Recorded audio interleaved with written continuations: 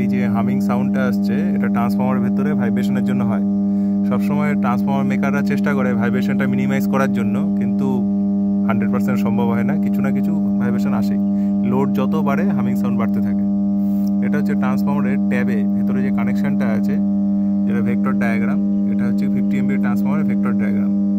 এখানে দেখুন ট্যাবটা কিন্তু এইচবি সাইডে আছে, 1U 1V 1W, এটা হচ্ছে এইচবি সাইড, 1 যেহেতু আছে। আর যেটা 2 দিয়ে মেনশন করা আছে ওটা হচ্ছে সেকেন্ডারি সাইড। 2 নম্বর সাইডটা আমাদের সেকেন্ডারিটা, দেখুন এটা ডেল্টা করা আছে, মানে এটা পুরো ফিক্সড রয়েছে। এখানে ট্যাপ চেঞ্জের কোনো অপশান নেই, যেটা আছে প্রাইমারিতে। প্রাইমারি থেকে 1 থেকে 12, আর এদিক থেকে ট্যাব বের করে 17 অবধি থাকে, যেটা দেখা যাবে এই চারটাতে। একে হচ্ছে maximum number of turn use করা হয়েছে, আর 17তে minimum number of turn use করা হয়েছে। এবার আপনারা সবসময় জানবেন ট্যাব চেঞ্জ করি কেন, ভোল্টেজকে বাড়ানো বা কমানোর জন্য। আমার পার টার্ন ভোল্টেজ সবসময় সেম হয়, এটা আপনারা জানেন।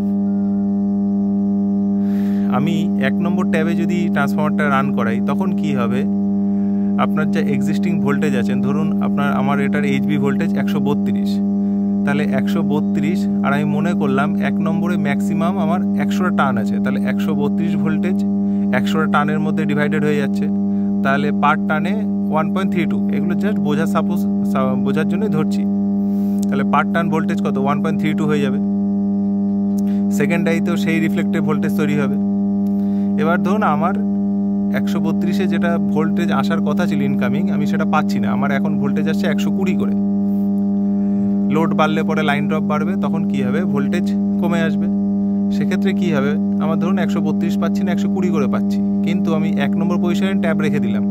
তখন কি হবে, 100টা টার্ন আমি 1 নম্বরে ধরে নিয়েছিলাম, তখন পার টার্নে কত, 1.2 ভোল্টেজ করে পাবো না, 1.2 যদি হয়, তাহলে সেকেন্ডারি তো কি আমি ভোল্টেজ কম পাবো। তখন কি করতে হবে, আমার টার্ন সংখ্যা কমিয়ে আনতে হবে।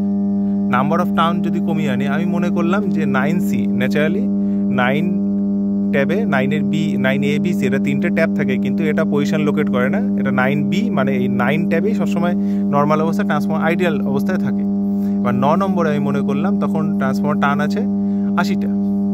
তখন কি হচ্ছে, তাহলে 120 ভোল্টেজ যদি 80 টার্নের মধ্যে ডিভাইডেড হয়ে যায়, তাহলে পার টার্ন কত, 1.5 করে হচ্ছে।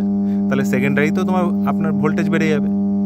আমার যদি ভোল্টেজ আরও কমে আসে, আমি মনে করলাম 100তে চলে আসলো, তখন কি করতে হবে, আরও ট্যাব কমিয়ে আনতে হবে, মানে ট্যাব বাড়াতে হবে। কিন্তু বাস্তবে কি হচ্ছে, টার্ন সংখ্যা কমে আসছে। টার্ন সংখ্যা কমে আসলে কি হবে, পার টার্ন ভোল্টেজ বেড়ে যাবে। বেড়ে গেলে সেকেন্ডারি ভোল্টেজটা ফিক্স থাকে। আমরা এইভাবে ভোল্টেজটাকে রেগুলেট করতে পারি অনলোড ট্যাপ চেঞ্জারের মাধ্যমে। কিন্তু সবসময় একটা কথা মনে রাখতে হবে, পাওয়ার কনস্ট্যান্ট থাকে। প্রাইমারি থেকে যে পাওয়ারটা আসবে, সেকেন্ডারিতে সেম পাওয়ারই ডেলিভার হবে, লস বাদ দিয়ে।